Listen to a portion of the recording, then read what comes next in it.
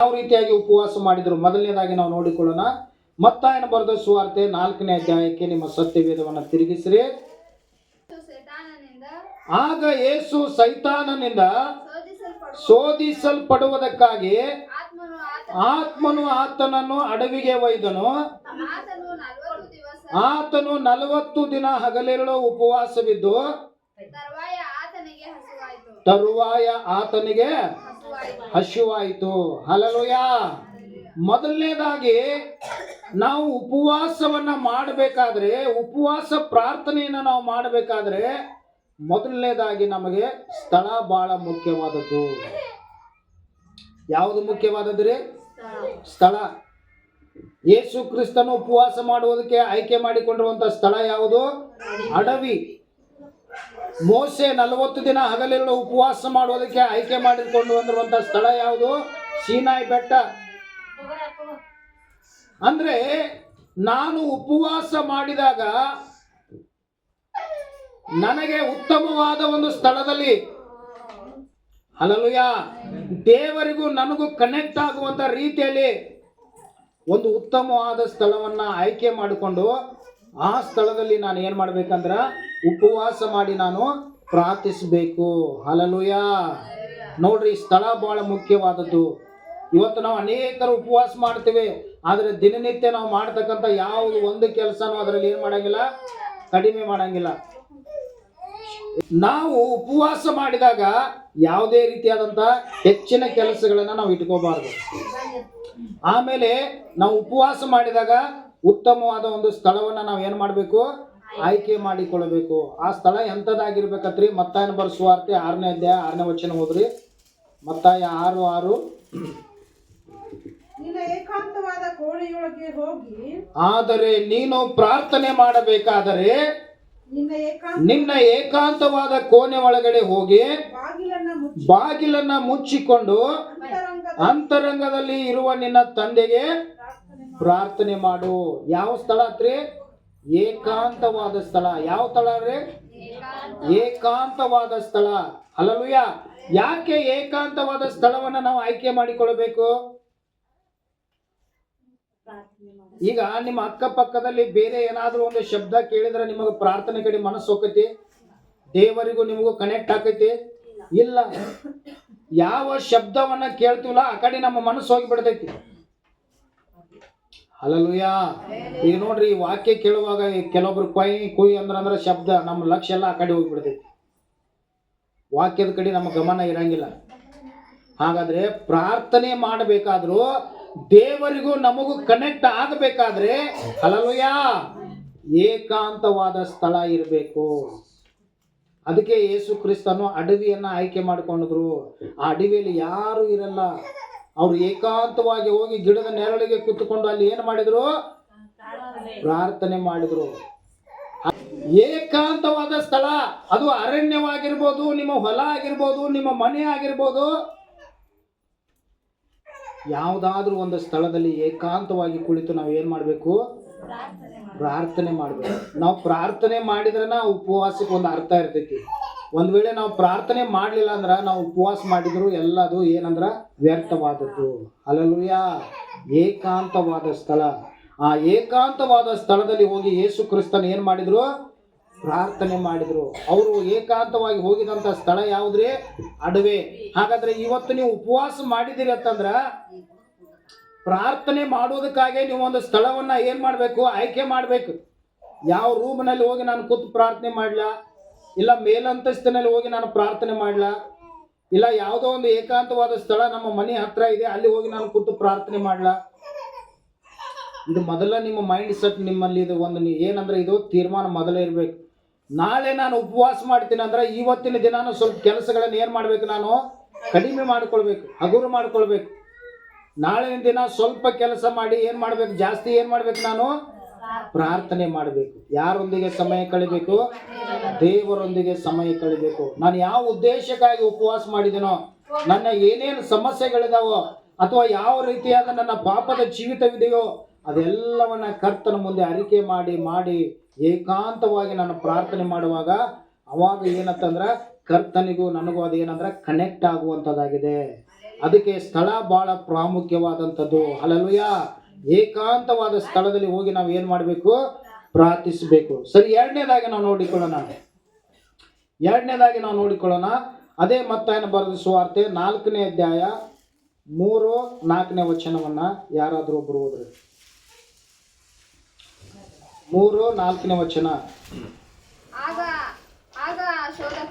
ಆಗ ಆ ಶೋಧಕನು ಆತನ ಬಳಿಗೆ ಬಂದು, ನೀನು ದೇವರ ಮಗನಾಗಿದ್ದರೆ ಈ ಕಲ್ಲುಗಳು ರೊಟ್ಟಿಯಾಗುವಂತೆ ಅಪ್ಪಣೆ ಕೊಡು ಎಂದು ಹೇಳಲು, ಆತನು ಮನುಷ್ಯನು ರೊಟ್ಟಿ ತಿಂದ ಮಾತ್ರದಿಂದ ಬದುಕುವುದಿಲ್ಲ, ದೇವರ ಬಾಯಿಂದ ಹೊರಡುವ ಪ್ರತಿಯೊಂದು ಮಾತಿನಿಂದಲೂ ಬದುಕುವನು ಎಂದು ಬರೆದಿದೆಯಲ್ಲ. ಹಲ್ಲೆಲೂಯಾ. ಈಗ ಸೈತಾನನು ಏನ್ ಮಾಡ್ತಾ ಇದ್ದಾನೆ? ಯೇಸು ಕ್ರಿಸ್ತನಿಗೆ ಶೋಧನೆಯನ್ನು ತರ್ತಾ ಇದ್ದಾನೆ. ಹಲ್ಲೆಲೂಯಾ. ಏನು ಶೋಧನೆಯನ್ನು ತರ್ತಾ ಇದ್ದಾನಂದ್ರೆ, ನೀನು ದೇವರ ಮಗನಾಗಿದ್ದರೆ ಈ ಕಲ್ಲುಗಳನ್ನ ಏನ್ ಮಾಡು? ರೊಟ್ಟಿ ಮಾಡಿ ತಿನ್ನು. ನೋಡ್ರಿ, ಕೆಲವು ಸರಿ ನಾವು ದಿನಾಲು ಉಪವಾಸ ಮಾಡಿರಂಗಿಲ್ಲ, ಬಟ್ ಆದರೂ ಅವತ್ತು ತಿನ್ಬೇಕಂತ ಏನು ಅನ್ಸಂಗಿಲ್ಲ. ಕೆಲವು ಸರಿ ಹಸುನ ಆಗಂಗಿಲ್ಲ. ಏನಾದರೂ ತಿನ್ಬಾ ಅಂದ್ರೆ ಏನು ಹೇಳ್ತಾರೆ ಇವರು? ಹಸಿವಿಲ್ಲ ಅಂತ ಹೇಳ್ತಾರೆ. ಆದರೆ ಉಪವಾಸ ಮಾಡಿದಾಗಲೇ ಮನುಷ್ಯನಿಗೆ ಏನು ಆಸೆ ಬರ್ತೈತಿ? ತಿನ್ಬೇಕನ್ನುವಂಥ ಆಸೆ ಬರ್ತೈತಿ. ಸ್ವಲ್ಪ ಎಲ್ಲೇ ಆಜು ಬಾಜು ಪಾನಿಗೆ ವಾಸನೆ ಬಡಿದ್ರೆ ಸಾಕು. ಯಾವಾಗ ಹೊತ್ತು ಮುನಗ್ತೈತಿ, ಯಾವಾಗ ಚಪಾತಿ ತಿಲ್ಲಿ, ಯಾವಾಗ ಚಿಕನ್ ತಿಲ್ಲಿ, ಯಾವಾಗ ಬಿರಿಯಾನಿ ತಿಲ್ಲಿ. ಕೆಲವೊಬ್ರು ಸೂರ್ಯನ ಕಡೆನ ನೋಡ್ತಿರ್ತಾರೆ, ಲಘು ಓಡ. ಹಲ್ಲೆಲೂಯಾ. ಅಂದ್ರೆ ಅದರ ಅರ್ಥ ಏನು? ನಾವು ಯಾವುದ್ರ ಮೇಲೆ ಆತುಕೊಳ್ತಾ ಇದ್ದೇವೆ? ಆಹಾರದ ಮೇಲೆ ನಾವು ಆತುಕೊಳ್ತಾ ಇದ್ದೇವೆ. ಆಹಾರ ಇಲ್ಲದೆ ಇದ್ರೆ ನಮಗೆ ನಡೆಯೋದೇ ಇಲ್ಲ. ಆಹಾರ ಇಲ್ಲದೆ ಇದ್ರೆ ನಾನು ಬಳಿಲಿ ಹೋಗ್ಬಿಡ್ತೀನಿ. ಆಹಾರವನ್ನು ತಿನ್ನಲಿಲ್ಲ ಅಂದ್ರೆ ನನಗೇನೋ ಆಗಿಬಿಡ್ತೈತೆ ಅನ್ನುವಂತ ಈ ಆಹಾರದ ಮೇಲೆ ನಮಗೇನಿದೆ ಅಂದ್ರೆ ನಂಬಿಕೆ ಇದೆ. ಹಲ್ಲೆಲೂಯಾ. ಹಾಗಾದ್ರೆ ಯೇಸು ಕ್ರಿಸ್ತನು ಆತನು ದೇವ ಕುಮಾರನು. ಆತನು ಮನಸ್ಸು ಮಾಡಿದ್ರೆ ಒಂದು ಮಾತು, ಯೇಸು ಕ್ರಿಸ್ತನು ಮನಸ್ಸು ಮಾಡಿದ್ರೆ ಆತನು ಒಂದು ಮಾತು ಹೇಳಿದ್ರೆ ಏನಾಕಿತ್ತು? ರೊಟ್ಟಿಗಳು ಕಲ್ಲುವಾಗಿದ್ದವು. ಕಲ್ಲುಗಳು ಏನಾಗ್ತಾ ಇದ್ದವು? ರೊಟ್ಟಿ ಆಗಿಬಿಡ್ತಿದ್ವು. ಸೈತಾನನಿಗೆ ತಿಂದು ತೋರಿಸ್ಬೋದಾಗಿತ್ತು. ಆದ್ರೆ ಯೇಸು ಕ್ರಿಸ್ತನು ಏನು ತೋರಿಸ್ತಾ ಇದ್ದಾನೆ? ಮನುಷ್ಯನು ರೊಟ್ಟಿ ತಿಂದ ಮಾತ್ರದಿಂದ ಏನಾಗುವುದಿಲ್ಲ. ಈ ಕಡೆ ನೋಡ್ರಿ, ಇಲ್ಲೇ ಇರ್ತಾರ ಅವ್ರು, ಎಲ್ಲಿ ಹೋಗಂಗಿಲ್ಲ. ಮನುಷ್ಯನು ರೊಟ್ಟಿ ತಿಂದ ಮಾತ್ರದಿಂದ ಏನಾಗುವುದಿಲ್ಲ? ಬದುಕುವುದಿಲ್ಲ. ಹಾಗಾದ್ರೆ ಯಾವುದರಿಂದ ಬದುಕ್ತಾನತ್ರಿ? ದೇವರ. ನಮ್ಮ ಆಹಾರ, ಉಪವಾಸ ನಾವು ಮಾಡಿದಾಗ ನಮ್ಮ ಆಹಾರ ಯಾವುದಂದ್ರ ದೇವರ ವಾಕ್ಯ. ಈ ವಾಕ್ಯದ ಮೇಲೆ ಆತುಕೊಂಡವರಾಗಿ, ಈ ವಾಕ್ಯದ ಮೇಲೆ ನಮ್ಮ ಎಲ್ಲ ಬಲವನ್ನ ಹಾಕಿ ನಾವು ಏನಂದ್ರೆ ಉಪವಾಸ ಮಾಡಬೇಕು. ಈ ಮಾತನ್ನ ಯೇಸು ಕ್ರಿಸ್ತನು ಎಲ್ಲಿಂದ ತಗೊಂಡು ಹೇಳ್ತಾ ಇದ್ದಾರೆ ಸೈತಾನನಿಗೆ? ದೇವರ ವಾಕ್ಯ, ಬೈಬಲ್ ಅಲ್ಲಿ ಇರೋ ಧರ್ಮಶಾಸ್ತ್ರದಲ್ಲಿ ತೆಗೆದುಕೊಂಡು ಏನ್ ಮಾಡ್ತಾ ಇದ್ದಾನ? ಹೇಳ್ತಾ ಇದ್ದಾರೆ. ಎಲ್ಲಿ ಬರ್ದಿದೆ ಆ ವಚನ ನೋಡ್ರಿ. ಧರ್ಮೋಪದೇಶ ಕಾಂಡ 8ನೇ ಅಧ್ಯಾಯ 3ನೇ ವಚನ. ಧರ್ಮೋಪದೇಶ ಕಾಂಡ 8ನೇ ಅಧ್ಯಾಯ 3ನೇ ವಚನ. ಯಾರಾದ್ರೂ ಒಬ್ರು ಓದ್ರಿ. ಮನುಷ್ಯರು ಆಹಾರ ಮಾತ್ರದಿಂದಲ್ಲ ಯೆಹೋವನ ಬಾಯಿಂದ ಹೊರಡುವ ಪ್ರತಿಯೊಂದು ಮಾತಿನಿಂದಲೂ ಬದುಕುತ್ತಾರೆಂಬುದು ನಿಮಗೆ ತಿಳಿಯುವಂತೆ ನಿಮ್ಮನ್ನ ಕಷ್ಟಕ್ಕೆ ಸಾಕ್ರಿ. ಹಲ್ಲೆಲೂಯಾ. ನೋಡ್ರಿ, ನೀವು ಅಲ್ಲಿ ನಾವು ನೋಡ್ತೇವೆ ಏನಂದ್ರೆ, ಮನುಷ್ಯರು ಆಹಾರ ಮಾತ್ರದಿಂದಲ್ಲ ಯೆಹೋವನ ಬಾಯಿಂದ ಹೊರಡುವ ಪ್ರತಿಯೊಂದು ಮಾತಿನಿಂದಲೂ ಏನ್ ಮಾಡ್ತಾರಂತ? ಬದುಕುತ್ತಾನಂತ.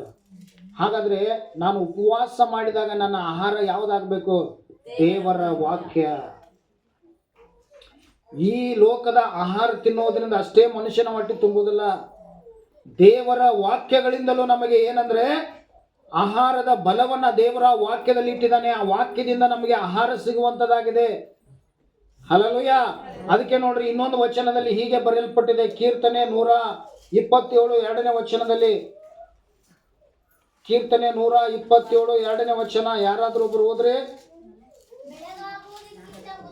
ಬೆಳಗಾಗುವುದಕ್ಕಿಂತ ಮುಂಚೆ ಏಳುವವರೇ, ಹೊತ್ತು ಮೀರಿ ಮಲಗುವವರೇ, ನೀವು ಆಹಾರಕ್ಕಾಗಿ ಇಷ್ಟು ಕಷ್ಟಪಡುವುದು ವ್ಯರ್ಥ, ಆತನು ಅದನ್ನು ತನ್ನ ಪ್ರಿಯರಿಗೆ ನಿದ್ರೆಯಲ್ಲಿ ಕೊಡ್ತಾನಂತ. ಯಾರಿಗೆ ಕೊಡ್ತಾನಂತ?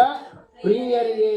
ಯಾರು ದೇವರಿಗೆ ಪ್ರಿಯರಾಗಿರ್ತಾರೋ, ಯಾರನ್ನ ದೇವರು ಮೆಚ್ಚಿಕೊಳ್ತಾನೋ ಅವರಿಗೆ ನಿದ್ರೆಯಲ್ಲೂ ಸಹ ದೇವರು ಏನ್ ಮಾಡ್ತಾನತ್ರಿ? ಆಹಾರವನ್ನು ಕೊಡ್ತಾನಂತ. ನೋಡ್ರಿ, ಆಹಾರಕ್ಕೋಸ್ಕರವಾಗಿ ಮನುಷ್ಯ ಇವತ್ತು ಏನ್ ಮಾಡ್ತಾ ಇದ್ದಾನ? ದುಡಿತಾ ಇದ್ದಾನ. ಎದಕ್ಕೋಸ್ಕರವಾಗಿ ದುಡಿತಾ ಇದ್ದಾನ್ರಿ? ಆಹಾರಕ್ಕೋಸ್ಕರ. ಯಾವಾಗ ದುಡಿತಾನಂತ? ಆಹಾರಕ್ಕೋಸ್ಕರ. ಯಾವಾಗ ಹೇಳ್ತಾನಂತ? ಬೆಳಗಾಗುವುದಕ್ಕಿಂತ ಮುಂಚಿತವಾಗಿ ಹೇಳ್ತಾನಂತ. ಆಮೇಲೆ ಎಲ್ಲರೂ ಮನ್ಕೊಂಡ್ರಿ, ಇವನು ಮನ್ಕೊಳಂಗಿಲ್ಲ. ಯಾವಾಗ ಮನ್ಕೋತಾನಂತ?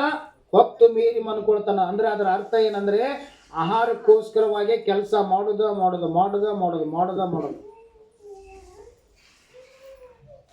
ಯಾವಾಗಲೂ ಆಹಾರವೇ ನಮ್ಮನ್ನು ಕಾಪಾಡಕ್ ಆಗುದಿಲ್ಲ ಪ್ರಿಯರೇ. ಹಲ್ಲೆಲೂಯಾ. ಇವತ್ತು ಎಷ್ಟೋ ಜನರು ಡ್ರೈ ಫ್ರೂಟ್ಸ್ಗಳನ್ನು ತಿಂತಾರ, ಅನೇಕ ಗಟ್ಟಿಯಾದ ಆಹಾರವನ್ನು ತಿಂದು ಜಿಮ್ಮಿಗೆ ಹೋಗಿ ಹಗಲು ರಾತ್ರಿ ವ್ಯಾಯಾಮ ಮಾಡಿ, ಆದರೆ ಆ ಆಹಾರ ಇವತ್ತು ಎಷ್ಟೋ ಜನರನ್ನು ಏನು ಮಾಡೋಕ್ಕಾಗಂಗಿಲ್ಲ, ಕಾಪಾಡಕ ಆಗಿಲ್ಲ.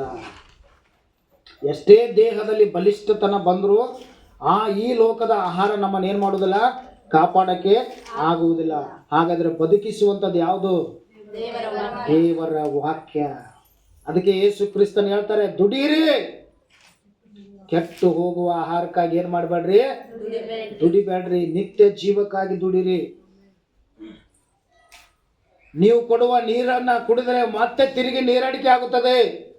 ನೀವು ಕೊಡುವ ಆಹಾರವನ್ನ ತಿಂದರೆ ಮತ್ತೆ ತಿರುಗಿ ಹಸಿವಾಗುತ್ತದೆ. ಆದ್ರೆ ನಾನು ಕೊಡುವ ನೀರನ್ನು ಕುಡಿದವನಿಗೆ ಎಂದಿಗೂ ಏನಾಗುವುದಿಲ್ಲ, ನೀರಡಿಕೆ ಆಗುವುದಿಲ್ಲ. ನಾನು ಕೊಡುವಂತ ಆಹಾರವನ್ನ ತಿನ್ನುವವನಿಗೆ ಎಂದಿಗೂ ಏನಾಗುವುದಿಲ್ಲ, ಹಸಿವು ಆಗುವುದಿಲ್ಲ. ಹಾಗಾದರೆ ನೀರಡಿಕೆ ಆಗದೇ ಇರುವಂತದ್ದು, ಹಸಿವು ಆಗದೇ ಇರುವಂತ ಆ ಆಹಾರ ಎಲ್ಲಿದೆ ಅಂದ್ರೆ ದೇವರ ವಾಕ್ಯದಲ್ಲಿದೆ. ಆ ದೇವರ ವಾಕ್ಯ ಅನ್ನುವಂತ ಆಹಾರದ ಮೇಲೆ ನಮ್ಮ ಫೋಕಸ್ ಎಲ್ಲ, ನಮ್ಮನ್ನ ನಾವೇನ್ ಮಾಡಬೇಕು, ಅದರ ಮೇಲೆ ನಾವು ಆತುಕೊಳ್ಳಬೇಕು. ಹಲ್ಲೆಲೂಯಾ. ಒಂದು ದಿನ ಉಪವಾಸ ಮಾಡಿದರೆ ಏನು ಲೋಕ ಮುಳುಗಂಗಿಲ್ಲ, ನಮಗೆ ಏನು ಆಗಂಗಿಲ್ಲ. ಕೆಲವೊಬ್ರು ಹೇಳ್ತಾರೆ, ಇಲ್ರಿ ನಮಗೆ ಶುಗರ್ ಐತಿ, BP ಐತಿ. ಹಲ್ಲೆಲೂಯಾ. ಒಂದು ದಿನ, ವಾರದಲ್ಲಿ ಒಂದು ದಿನ ಉಪವಾಸ ಮಾಡ್ರ ಏನೂ ಆಗುದಿಲ್ಲ.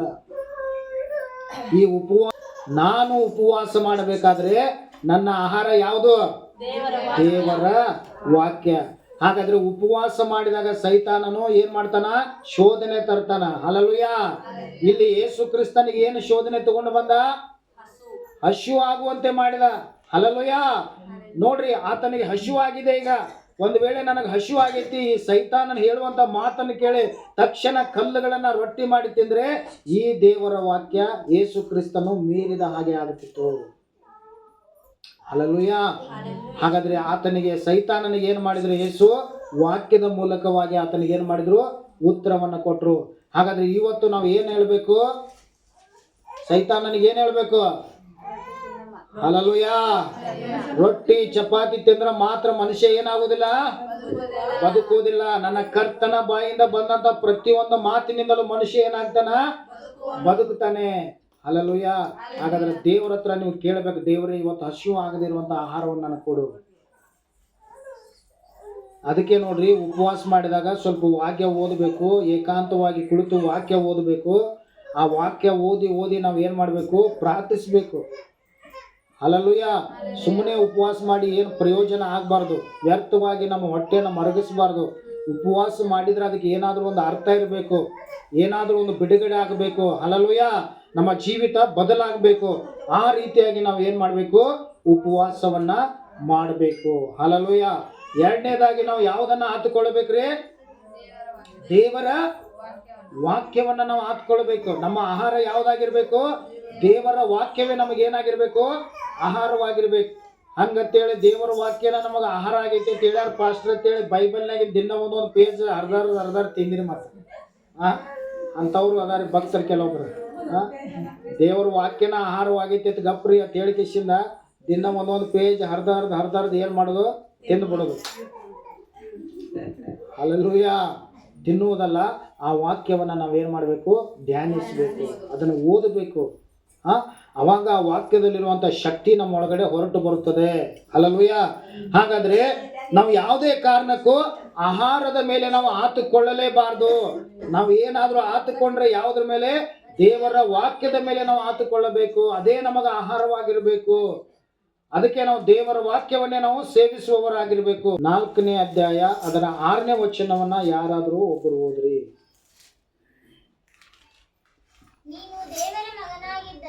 ನೀನು ದೇವರ ಮಗನಾಗಿದ್ದರೆ ಕೆಳಕ್ಕೆ ಧುಮುಕು.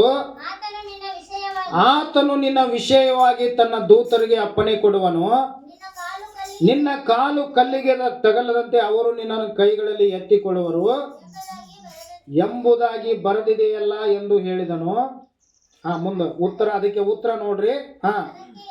ಅದಕ್ಕೆ ಯೇಸು, ನಿನ್ನ ದೇವರಾಗಿರುವ ಕರ್ತನನ್ನು ಪರೀಕ್ಷಿಸಬಾರದು ಎಂಬುದಾಗಿ ಸಹ ಬರೆದಿದೆಯಲ್ಲ.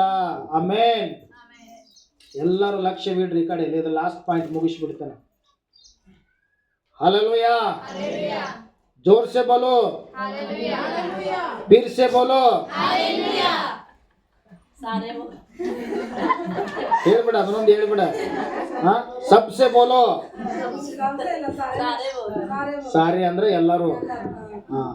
ಹಲ್ಲೆಲೂಯಾ. ನೋಡ್ರಿ, ಮೂರನೇದಾಗಿ ನಮ್ಮ ಶಕ್ತಿಯ ಮೇಲೆ ಅಂದ್ರೆ ನಮ್ಮ ಶರೀರದ ಶಕ್ತಿ ಮೇಲೆ ನಾವು ನಂಬಿಕೆ ಇಡಬಾರ್ದು. ಯಾವುದ್ರ ಮೇಲೆ ನಂಬಿಕೆ ಇಡಬಾರ್ದು? ನಮ್ಮ ಶರೀರದ ಶಕ್ತಿ ಮೇಲೆ ನಾವು ನಂಬಿಕೆ ಇಡಬಾರ್ದು. ಹಲ್ಲೆಲೂಯಾ. ನಮ್ಮ ಶರೀರದ ಶಕ್ತಿಯಿಂದ ನಾವು ಏನು ಮಾಡೋಕ್ಕಾಗೋದಿಲ್ಲ. ಆದರೆ ನಾವು ಯಾರ ಮೇಲೆ ನಾವು ಯಾರ ಬಲವನ್ನು ಆತುಕೊಳ್ಳಬೇಕು? ದೇವರ ಬಲವನ್ನ. ನೋಡ್ರಿ, ಸೈತಾನನು ಹೇಳ್ತಾ ಇದ್ದಾನೆ ಏನಂದ್ರ, ಇಲ್ಲಿಂದ ನೀನು ಏನು ಮಾಡು, ಕೆಳಕ್ಕೆ ಧುಮುಕಿ ಬಿಡು. ಯಾಕೆಂದ್ರೆ ದೇವರು ನಿನ್ನ ವಿಷಯವಾಗಿ ಏನ್ ಮಾಡಿದಾನ? ಬರ್ದಿಟ್ಟಿದಾನ. ನಿನ್ನ ಕಾಲು ಕಲ್ಲಿಗೆ ತಗಲದ ಹಾಗೆ ದೇವದೂತರು ನಿನ್ನ ಏನ್ ಮಾಡ್ತಾರ? ಕರಗಳಲ್ಲಿ ಎತ್ತಿಕೊಳ್ತಾರ. ಅದಕ್ಕೆ ನೀನ್ ಏನ್ ಮಾಡು, ಇಲ್ಲಿಂದ ಏನ್ ಮಾಡು. ನೋಡ್ರಿ, ನಮ್ಮ ಶಕ್ತಿ ಯಾವುದಕ್ಕೂ ಪ್ರಯೋಜನಕ ಬರುವುದಿಲ್ಲ. ನಮ್ಮ ಶಕ್ತಿ ಮೇಲೆ ನಾವು ಅವಲಂಬಿತರ ಆಗಬಾರ್ದು. ನಾವು ಏನ ನಾವು ನಂಬಿಕೆ ಇಟ್ಟರು ದೇವರ ಬಲದ ಮೇಲೆ ನಾವು ನಂಬಿಕೆ ಇಡಬೇಕು. ದೇವರ ಬಲವನ್ನ ನಾವು ಹೊಂದಿಕೊಂಡವರಾಗಿರ್ಬೇಕು. ಹಲ್ಲೆಲೂಯಾ. ಅದಕ್ಕೆ ಯೇಸು ಕ್ರಿಸ್ತನು ಒಂದು ವೇಳೆ ಮನಸ್ಸು ಮಾಡಿದ್ರ ಆ ಶಿಖರದ ಮೇಲಿನ ಕೆಳಗೆ ಜಿಗಿದ ಸೈತಾನನಿಗೆ ತೋರಿಸಬಹುದಾಗಿತ್ತು. 1ನೇ ಕೀರ್ತನೆ 11ನೇ ಅಧ್ಯಾಯ. ಸೈತಾನ್ ಹೇಳ್ತಾ ಇರುವುದಂತದ್ದು ಯಾವ ವಚನ ಅಂದ್ರೆ 91:11 ಹೇಳ್ತಾ ಇದ್ದಾನೆ.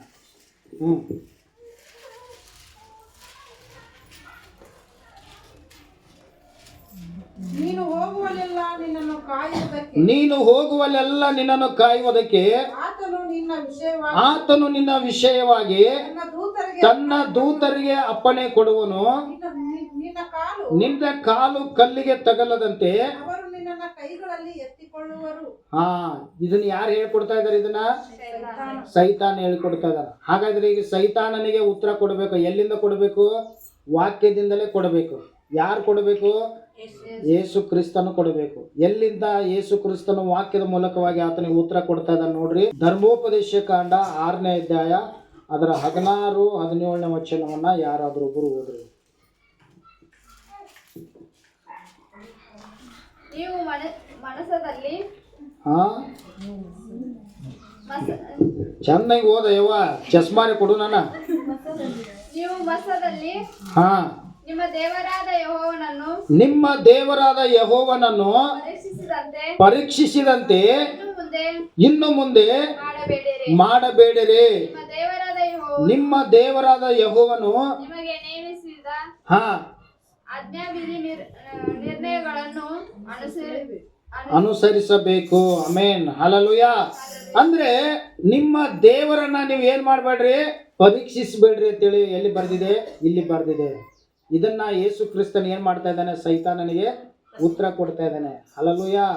ನಿನ್ನ ಕಾಲು ಕಲ್ಲಿಗೆ ತಗಲದಂತೆ ದೇವರು ಹೇಳಿದಾನಲ್ಲ, ಜಿಗಿನೇನ ಅವ್ರು ಬಂದು ನಿನ್ನನ್ನು ಏನ್ ಮಾಡ್ತಾರ? ಹಿಡಿತಾರ. ಅವ್ರು ಹಿಡಿತಾರೋ ಬಿಡ್ತಾರೋ ಬೇರೆ. ಅವ್ರು ಹಿಡಿತಾರ ಅಂತೇಳಿ ಒಂದು ವೇಳೆ ವಾಗ್ದಾನ ಮಾಡಿರ್ಬೋದು. ಆದರೆ ನನ್ನ ದೇವರನ್ನ ಏನ್ ಮಾಡಬಾರ್ದು? ನಾನು ಪರೀಕ್ಷೆ ಮಾಡಬಾರ್ದು. ಕೆಲವೊಬ್ಬರು ಪರೀಕ್ಷೆ ಮಾಡ್ತಾರೆ ದೇವರನ್ನ. ಇದನ್ನ ಮಾಡಿ ಕೊಟ್ರ ನಾ ಚರ್ಚ್ ಬರೋರು, ಇಲ್ಲ ಬರಂಗಿಲ್ಲ. ಇದು ಮನಿ ಕಟ್ಟಡ ಆಗಲ್ಲ ಆದ ಬಳಿಕ ನಾನು ಬರ್ತೇನೆ. ಇದು ನನ್ನ ಮಕ್ಕಳ ಮದುವೆ ಆಗಲಿ ಆದ ಬಳಿಕ ನಾನು ಬರ್ತೇನೆ. ಇದು ನನ್ನ ಸಾಲ ಎಲ್ಲ ಮುಟ್ಟಿದ ಬಳಿಕ ನಾನು ಬರ್ತೀನಿ. ಪರೀಕ್ಷೆ. ಹಲ್ಲೆಲೂಯಾ. ದೇವರನ್ನ ನಾವು ಯಾವಾಗಲೂ ಏನು ಮಾಡಬಾರ್ದು? ಪರೀಕ್ಷೆ ಮಾಡಬಾರ್ದು. ದೇವರು ಏನಾದರೂ ಕೊಡದೇ ಇರಲಿ, ಮಾಡದೇ ಇರಲಿ, ನಮಗೆ ಏನು ಬೇಕೋ ಆಯಾ ಸಂದರ್ಭಕ್ಕೆ ದೇವರು ತಕ್ಕ ಕಾಲದಲ್ಲಿ ನಮಗೆ ಕೊಡೋದಕ್ಕೆ ಆತನ ಏನಾಗಿದ್ದಾನ? ಶಕ್ತನಾಗಿದ್ದಾನ. ದೇವರು ನಮಗೆ ಇಟ್ಟಿರುವಂಥ ಆಶೀರ್ವಾದ ನಮ್ಮ ಕಣ್ಣು ಕಾಣಲಿಲ್ಲತ್ತ, ನಮ್ಮ ಕಿವಿ ಕೇಳಲಿಲ್ಲತ್ತ, ನಮ್ಮ ಮನಸ್ಸಿನಾಗೂ ನಾವು ಯೋಚನೆ ಮಾಡಲಿಲ್ಲ, ಊಹಿಸಲಿಲ್ಲ.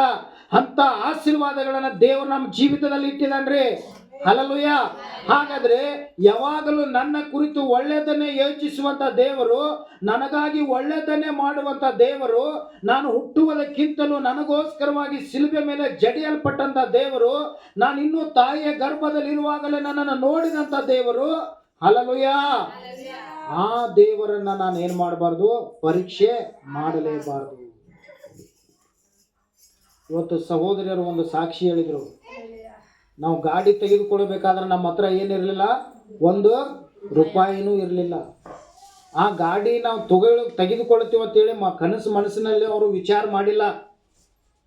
ಆದರೆ ಅಕಸ್ಮಿತವಾಗಿ ನೋಡ್ರಿ ದೇವರು ಹೆಂಗೆ ಯೋಜನೆಗಳನ್ನು ಮಾಡ್ತಾನೆ. ಇವತ್ತು ಆ ಗಾಡಿ ಅವ್ರ ಕೈಗೆ ಬರುವಂಥ ದೇವರು ಸಹಾಯ ಮಾಡಿದ. ಅದೇ ಗಾಡಿಯನ್ನು ತೆಗೆದುಕೊಂಡು ಅವರು ಸಭೆಗೆ ಬರುವಂಥ ದೇವರು ಸಹಾಯ ಮಾಡಿದ. ಇದನ್ನ ಮುಂಚಿತವಾಗಿ ನಾವು ಏನಾದರೂ ಆಲೋಚನೆ ಮಾಡಿದೀವ? ಇಲ್ಲ. ಅದಕ್ಕೆ ನೋಡ್ರಿ, ನಾವು ದೇವರನ್ನ ಪರೀಕ್ಷೆ ಮಾಡಬಾರ್ದು. ಹಲ್ಲೆಲೂಯಾ. ನಾವು ಪರೀಕ್ಷೆ ಮಾಡುವವರಾಗಿದ್ದರೆ ನಮಗೆ ಏನು ಸಿಗಂಗಿಲ್ಲ. ನಾವು ದೇವರು ಹೇಳಿದ ಹಾಗೆ ನಡಿಬೇಕಷ್ಟೇ. ಹಲ್ಲೆಲೂಯಾ. ಆತನು ಏನು ಮಾಡಬೇಕೋ ಎಲ್ಲವನ್ನ ನಮ್ಮ ಜೀವಿತದಲ್ಲಿ ಸರಿಯಾದ ಸಮಯದಲ್ಲಿ ದೇವರು ಮಾಡ್ತಾನೆ. ಪರೀಕ್ಷೆ ಮಾಡಬಾರ್ದು. ಆದರೆ ಪರೀಕ್ಷಿಸುವಂತೆ ನಮಗೆ ಶೋಧನೆ ತರೋನು ಯಾರು? ಸೈತಾನನು. ಪರೀಕ್ಷಿಸುವಂತೆ ನಮಗೆ ಶೋಧನೆ ತರುವವರು ಯಾರೇ? ಈ ಶೋಧನೆ ಹಿಂದೆ ಯಾರಿದ್ದಾರೆ? ಸೈತಾನನಿದ್ದಾರೆ. ನೋಡ್ರಿ, ಯೋಬನ ಜೀವಿತದಲ್ಲಿ ಏನೆಲ್ಲ ಶೋಧನೆ ಬಂತು, ಪರೀಕ್ಷೆ ಬಂತು. ಒಂದು ಮಾತಾದರೂ ಕೆಟ್ಟದ್ದನ್ನ ಯೋಬ ಆಡಿದ ಇಲ್ಲ. ನೀವಾದ್ರೆ ಏನು ಮಾಡ್ತಿದ್ದೀವಿ? ಮನುಷ್ಯರನ್ನ ಬೈದು ಅಟ್ಟ ಅಲ್ಲ, ದೇವ್ರನ್ನ ಎಷ್ಟು ಬೈತಿದ್ದೀವೋ ಏನೋ. ಹಲ್ಲೆಲೂಯಾ. ಇವತ್ತಿಗೂ ಸಹ ದೇವ್ರನ್ನ ಬೈಯುವವರು ಇದ್ದಾರೆ. ದೇವ್ರನ್ನ ಬೈದು ದೇವ್ರ ಮೇಲೆ ಸಿಟ್ಟು ಮಾಡಿ ಚರ್ಚಿಗೆ ಬರದೇ ಇರುವವರು ಇದ್ದಾರೆ. ಹಲ್ಲೆಲೂಯಾ. ಅದರಿಂದ ಏನು ಪ್ರಯೋಜನ ಇಲ್ಲ. ದೇವರನ್ನ ಪರೀಕ್ಷೆ ಮಾಡುವುದಕ್ಕೆ ನಮಗೆ ಯಾವ ಅಧಿಕಾರವಿಲ್ಲ. ಆದರೆ ನಾವು ಪರೀಕ್ಷೆ ಮಾಡದೆ ಆತನಿಗೆ ನಾವು ವಿಧೇಯರಾಗಿ ನಡೆಯುವುದಾದರೆ ತಕ್ಕ ಸಮಯದಲ್ಲಿ ನಮಗೇನು ಬೇಕೋ ಅದನ್ನೆಲ್ಲ ಒಳ್ಳೆಯದನ್ನೇ ಮಾಡುವಂಥ ದೇವರು ಆತನ ಆಗಿದ್ದಾನೆ. ಹಲ್ಲೆಲೂಯಾ. ಹಾಗಾದರೆ ನಾವು ಸೈತಾನನ ಆಲೋಚನೆಗೆ ಒಳಗಾಗಿ ನಮ್ಮ ಶಕ್ತಿ ಮೇಲೆ ನಾವು ಏನು ಮಾಡಬಾರ್ದು? ನಂಬಿಕೆ ಇಡಬಾರ್ದು. ಯೇಸು ಕ್ರಿಸ್ತನು ತನ್ನ ಶಕ್ತಿ ಮೇಲೆ ನಂಬಿಕೆ ಇಟ್ಟು ಆತನ ಕೆಳಗಡೆ ಏನು ಮಾಡಲಿಲ್ಲ? ಜಿಗಿಲಿಲ್ಲ. ಯಾರನ್ನ ಆತುಕೊಂಡ್ರು? ಯೇಸು ಕ್ರಿಸ್ತನು ದೇವರನ್ನ ಆತುಕೊಂಡ. ಹಾಗಾದ್ರೆ ಇವತ್ತು ನಮ್ಮ ಶಕ್ತಿ ಮೇಲೆ ನಾವು ಏನು ಮಾಡಬಾರ್ದು? ಆತುಕೊಳ್ಳಬಾರ್ದು ಪ್ರಿಯರೇ. ಹಲ್ಲೆಲೂಯಾ. ನಾವು ಯಾರ ಮೇಲೆ ನಂಬಿಕೆ? ನಮ್ಮ ನಂಬಿಕೆ ಯಾರ ಮೇಲೆ ಇರಬೇಕು? ದೇವರ ಮೇಲೆ. ನನಗೆ ಶಕ್ತಿ ಐತೆ ಅಂತೇಳಿ ಏನೋ ಒಂದು ನಾವು ತೋರಿಸಿಬಿಡಬಾರ್ದು. ಹಲ್ಲೆಲೂಯಾ. ಅಥವಾ ಶಕ್ತಿ ಐತೆ ಅಂತೇಳಿ ನಾವು ಏನೋ ಒಂದು ನಮ್ಗೆ ನೀಗದೇ ಇರುವಂಥದ್ದನ್ನ ನಾವು ಮಾಡಕ್ಕೆ ಹೋಗ್ಬಾರ್ದು. ದೇವರು ಹೇಳಿದ್ರೆ ಅದನ್ನು ಮಾಡೋಣ. ಹಲ್ಲೆಲೂಯಾ. ದೇವರು ಹೇಳದೆ ನಾವು ಏನು ಮಾಡಬಾರ್ದು. ಅದಕ್ಕೆ ದೇವರು ಹೇಳ್ತಾನ, ಶಕ್ತಿಗೆ ಮೀರಿದ ಶೋಧನೆಯನ್ನು ನಿನಗೆಂದು ಆತನು ನೀಡನು, ಬರಗೊಡಿಸುವುದಿಲ್ಲತ್ತ. ನಾವು ಏನು ಸಹಿಸಿಕೊಳ್ಳುವಂಥ ಶಕ್ತಿ ನಮಗೈತೋ ಅದಷ್ಟೇ ನಮಗೆ ಶೋಧನೆಗಳನ್ನು ಆತನ ಏನು ಮಾಡ್ತಾನ? ಬರಮಾಡ್ತಾನಂತ. ಹಲ್ಲೆಲೂಯಾ. ಹಾಗಾದರೆ ಸೈತಾನನ ಹೇಳುವಂಥದ್ದನ್ನು ಕೇಳಿ ನಾವು ದೇವರ ಮೇಲೆ ಮುನಿಸಿಕೊಳ್ಳುವುದಾಗಲಿ, ದೇವರನ್ನು ಬೈಯುವುದಾಗಲಿ, ಅಥವಾ ದೇವರನ್ನ ಬಿಟ್ಟು ನಾವು ದೂರ ಹೋಗುವುದಾಗಲಿ ಮಾಡಬಾರ್ದು. ನಮ್ಮ ಶಕ್ತಿಗಳ ಮೇಲೆ ನಾವು ಎಂದಿಗೂ ಏನು ಮಾಡಬಾರ್ದು? ಆತುಕೊಳ್ಳಬಾರ್ದು. ನನ್ನ ಬಲ ಯಾರಾಗಿರಬೇಕು? ದೇವರಾಗಿರಬೇಕು. ನನ್ನ ಶಕ್ತಿ ಯಾರಾಗಿರಬೇಕು? ದೇವರಾಗಿರಬೇಕು. ನಾನು ದೇವರ ಬಲವನ್ನೇ ನಾನು ಏನು ಮಾಡಬೇಕು? ಆತುಕೊಳ್ಳಬೇಕು. ಹಲ್ಲೆಲೂಯಾ. ದೇವರ ಬಲದ ಮೇಲೆ ನಾನು ಆತುಕೊಂಡವನಾಗಿ ನಾನು ನಡಿಬೇಕು. ಆದರೆ ದೇವರು ಕೊಡುವಂಥ ಬಲದ ಮೇಲೆ ನಾವು ನಡೆದರೆ ಹಲ್ಲೆಲೂಯಾ, ಓಡಿ ನಾವು ಏನು ಮಾಡೋದಿಲ್ಲತ್ತ? ದಣಿಯುವುದಿಲ್ಲ. ನಡೆದು ನಾವು ಬಳಲುವುದಿಲ್ಲ. ದೇವರು ನಮಗೆ ಒಂದು ಹೊಸ ಬಲವನ್ನು, ಹೊಸ ಶಕ್ತಿಯನ್ನು ಕೊಡುವವನಾಗಿದ್ದಾನೆ. ಹಾಗಾದರೆ ಆ ದೇವರ ಶಕ್ತಿಯನ್ನು ನಾವು ಏನು ಮಾಡಬೇಕು? ಆಧಾರ ಮಾಡಿಕೊಳ್ಳಬೇಕು. ದೇವರ ಬಲವನ್ನು ನಾವು ಏನು ಮಾಡಬೇಕು? ಆಧಾರ ಮಾಡಿಕೊಳ್ಳಬೇಕು. ಅದಕ್ಕೆ ದೇವರು ಹೇಳ್ತಾನೆ ಒಂದು ವಚನದಲ್ಲಿ, ಓದ್ರಿ ಅದನ್ನು ಕೊನೆಯದಾಗಿ 8ನೇ ವಚನ. ಅಪೊಸ್ತಲರ ಕೃತ್ಯಗಳು ಆದರೆ ಪವಿತ್ರ ಆತ್ಮನು ನಿಮ್ಮ ಮೇಲೆ ಆದರೆ ಪವಿತ್ರಾತ್ಮನು ನಿಮ್ಮ ಮೇಲೆ ಬರಲು ನೀವು ಬಲವನ್ನ ಹೊಂದಿ ನೀವು ಬಲವನ್ನ ಹೊಂದಿ ಯೆರೂಸಲೇಮಿನಲ್ಲಿಯೂ ಎಲ್ಲಾ ಯೂದಾಯ ಸಮಾರ್ಯ ಸೀಮೆಗಳಲ್ಲಿಯೂ ಎಲ್ಲಾ ಯೂದಾಯ ಸಮಾರ್ಯ ಸೀಮೆಗಳಲ್ಲಿಯೂ ಭೂಲೋಕದ ಕಟ್ಟ ಕಡೆಯವರೆಗೂ ನನಗೆ ಸಾಕ್ಷಿಗಳಾಗಿರ ಸಾಕ್ಷಿಗಳಾಗಿರ್ತೀರಿ. ಹಲ್ಲೆಲೂಯಾ. ಯಾರು ಬಲ ಕೊಡುವಾಗ? ದೇವರು ತನ್ನ ಬಲವನ್ನ ಕೊಡುವಾಗ ನೀವೇನ್ ಮಾಡ್ತೀರಿ? ಆತನಿಗೆ ಸಾಕ್ಷಿಯಾಗಿರ್ತೀರಿ. ಹಲ್ಲೆಲೂಯಾ. ಸೈತಾನನು ಎಷ್ಟೇ ಶೋಧನೆಗಳು ತಗೊಂಬಂದ್ರು, ಎಷ್ಟೇ ಕಷ್ಟಗಳನ್ನು ತಗೊಂಬಂದ್ರು, ಏನೇ ಸಮಸ್ಯೆಗಳನ್ನು ತಗೊಂಬಂದ್ರು, ಏನೇ ಹೋರಾಟಗಳನ್ನು ತಗೊಂಡು ಬಂದ್ರು, ದೇವರ ಬಲ ನಿಮ್ಮ ಮೇಲೆ ಇರುವುದಾದ್ರೆ ನೀವು ಯಾವುದೇ ಕಾರಣಕ್ಕೂ ಬಿದ್ದು ಹೋಗುವುದಿಲ್ಲ, ಸೋತು ಹೋಗುವುದಿಲ್ಲ. ಹಲ್ಲೆಲೂಯಾ. ನೀವು ನಿರಾಸೆ ಆಗುವುದಿಲ್ಲ. ಎಲ್ಲ ಸಮಯಗಳಲ್ಲಿ ನೀವು ದೇವರಿಗೆ ಏನಾಗಿರ್ತೀರಿ? ಸಾಕ್ಷಿಯಾಗಿರ್ತೀರಿ. ನಾವು ದೇವರಿಗೆ ಸಾಕ್ಷಿಯಾಗಿರ್ಬೇಕಾದ್ರೆ ನಾವು ಯಾವ ಬಲ ಹೊಂದಿಕೊಳ್ಬೇಕು? ಪವಿತ್ರಾತ್ಮನ ಬಲ.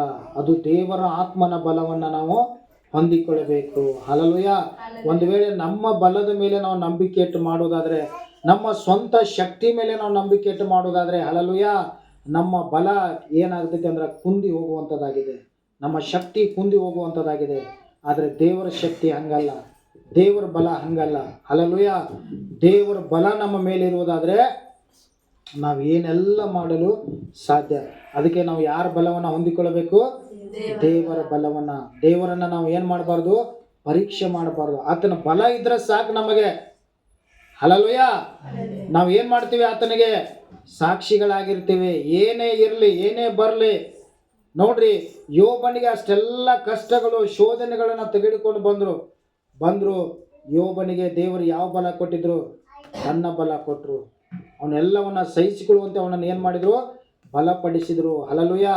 ಅದಕ್ಕೆ ನೋಡ್ರಿ, ಯೋಬನು ಎಲ್ಲವನ್ನ ಸಹಿಸಿಕೊಂಡಿದ್ದರಿಂದ, ಆತನು ದೇವರ ಬಲ ಆತನ ಮೇಲೆ ಇರುವುದರಿಂದ ಲಾಸ್ಟ್ಗೆ ಕೊನೆಗೆ ದೇವರು ಅವನನ್ನು ಏನು ಮಾಡಿದ್ರು? ಎರಡರಷ್ಟು ಅವನನ್ನು ಯೋಬನನ್ನು ಏನು ಮಾಡಿದ್ರು? ಆಶೀರ್ವಾದ ಮಾಡಿದರು. ಹಲ್ಲೆಲೂಯಾ. ಒಂದು ವೇಳೆ ಸೈತಾನನ ಮಾತು ಕೇಳಿ ಯೇಸು ಕ್ರಿಸ್ತನು ಕಲ್ಲುಗಳನ್ನು ರೊಟ್ಟಿ ಮಾಡಿ ತಿಂದಿದ್ರೆ, ಒಂದು ವೇಳೆ ಸೈತಾನನ ಮಾತನ್ನ ಕೇಳಿ, ಹಲ್ಲೆಲೂಯಾ, ಯೇಸು ಕ್ರಿಸ್ತನು ಆ ಶಿಖರದ ಮೇಲಿಂದ ಕೆಳಗೆ ಜಿಗಿದಿದ್ರೆ ಅಂದ್ರೆ ಪಿಕ್ಚರ್ ಇಲ್ಲೇ ಮುಗಿದು ಬಿಡ್ತಿತ್ತು. ಶಿಲುಬೆ ತನ ಹೋಗುತ್ತಿರಲಿಲ್ಲ. ಹಲ್ಲೆಲೂಯಾ. ಹಾಗಾದ್ರೆ ಯೇಸು ಕ್ರಿಸ್ತನು ಈ ರೀತಿಯಾಗಿ ಸಹಿಸ್ಕೊಳಕ್ಕಾಗಂಗಿಲ್ಲ. ದೇವರಿಂದ ಏನು ಮಾಡ್ತಾರ? ದೂರ ಆಗಿ ಹೋಗಿಬಿಡ್ತಾರ. ದೇವರ ಬಲವನ್ನ ಆತುಕೊಳ್ಳುವುದಿಲ್ಲ. ಹಲ್ಲೆಲೂಯಾ. ಹಾಗಾದ್ರೆ ನಾವು ಯಾರ ಬಲವನ್ನ ಆತುಕೊಳ್ಬೇಕು? ದೇವರ ಬಲವನ್ನ. ನಾವು ಉಪವಾಸ ಮಾಡುವಾಗ ನಮಗೆ ಯಾರ ಬಲ ಬೇಕು? ದೇವರ ಬಲ ಬೇಕು. ನಮ್ಮ ಶರೀರದ ಬಲದ ಮೇಲೆ ನಾವು ನಂಬಿಕೆ ಇಟ್ಟು ಮಾಡೋದಾದ್ರೆ ನಾವು 3 ತಾಸು ಉಪವಾಸ ಮಾಡೋಕ್ಕಾಗಂಗಿಲ್ಲ. ಆದರೆ ದೇವರ ಆತ್ಮನ ಬಲದ ಮೇಲೆ ನಾವು ನಂಬಿಕೆ ಇಟ್ಟು ಉಪವಾಸ ಮಾಡೋದಾದ್ರೆ 40 ದಿನ ಏನೋ 100 ದಿನ ಏನೋ ಗಾಡಿ ಹಂಗೆ ಓಡ್ತಾನೇ ಇರ್ತೈತಿ. ಅದಕ್ಕೆ ಅನೇಕ ಸಾರಿ ದೇವರು ಕೆಲವೊಂದರ ಮೂಲಕವಾಗಿ ನಮಗೆ ಪಾಠ ಕಲಿಸ್ಬೇಕಂತೇಳಿ ದೇವರು ಏನು ಮಾಡ್ತಾ ಇರ್ತಾನ? ಕೆಲವೊಂದು ಶೋಧನೆಗಳಿಗೆ ನಮ್ಮನ್ನು ಒಳಪಡಿಸ್ತಾ ಇರ್ತಾನ. ಹಲ್ಲೆಲೂಯಾ. ಈ ಶೋಧನೆಯಲ್ಲಿ ಇವರು ಸೋತು ಹೋಗ್ತಾರೋ, ಈ ಶೋಧನೆಯನ್ನು ಇವರು ಜಯಿಸ್ತಾರೋ ಅಂತೇಳಿ ನಮ್ಮನ್ನು ತಪ್ಪಿಸುವುದಕ್ಕಾಗಿ ನಮಗೆ ಬರಬೇಕಾದ ಎಲ್ಲ ಶೋಧನೆಗಳಿಂದ ಆತ ನಮ್ಮನ್ನು ಏನು ಮಾಡಿದಾನ? ಬಿಡಿಸಿದಾನ. ಸರಿ, ದೇವರ ವಾಕ್ಯವನ್ನು ಆಶೀರ್ವಾದ ಮಾಡಲಿ. ನಾನು ಮುಚ್ಚಲಿ ಪ್ರಾರ್ಥನೆ ಮಾಡಿಕೊಳ್ಳೋಣ. ನಿನ್ನ ಮೇಲೆ ನಂಬಿಕೆಯ ಇಟ್ಟಿರುವೆ ದೇವಾ, ನಂಬಿಕೆಗೆ ಪ್ರತಿಫಲ. ನಿನ್ನ ಮೇಲೆ ನಂಬಿಕೆಯ ಇಟ್ಟಿರುವೆ, ನಂಬಿಕೆಗೆ ಪ್ರತಿಫಲ. ಆತ್ಮದ ಮಳೆ ಬೇಗ ಸುರಿಸಯ್ಯ, ಪವಿತ್ರಾತ್ಮ యేసయ్య. ಆತ್ಮದ ಮಳೆ ಬೇಗ ಸುರಿಸಯ್ಯ, ಪವಿತ್ರಾತ್ಮ యేసయ్య. ಓ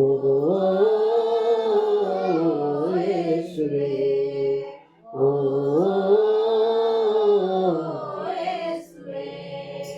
ಜೀವ ಜಲವು ಕಿಸು, ಜೀವ ಜಲವು ಕಿಸು. ಓ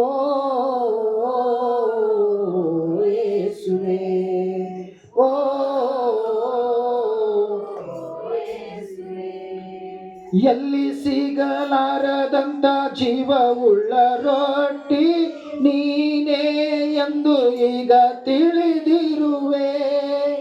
ಎಲ್ಲೂ ಸಿಗಲಾರದಂತ ಜೀವವುಳ್ಳ ರೊಟ್ಟಿ ನೀನೇ ಎಂದು ಈಗ ತಿಳಿದಿರುವೆ.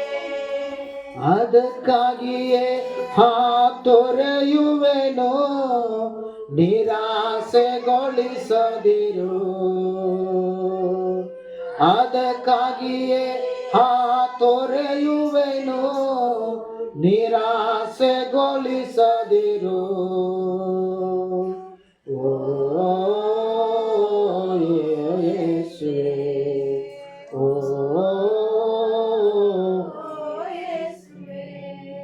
ಜೀವ ಜಲವು ಕಿಸು, ಜೀವ ಜಲವು ಕಿಸು. ಓ ಯೇಸುವೇ, ಓ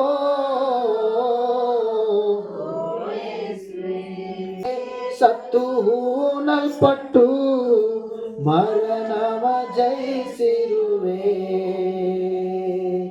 ನನಗಾಗಿಯೇ ಸತ್ತು ಹೂಣಲ್ಪಟ್ಟು ಮರಣವ ಜಯಿಸಿರುವೆ.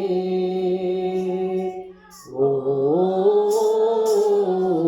ಯೇಸು, ಎಲ್ಲರೂ ಹೇಳೋಣ.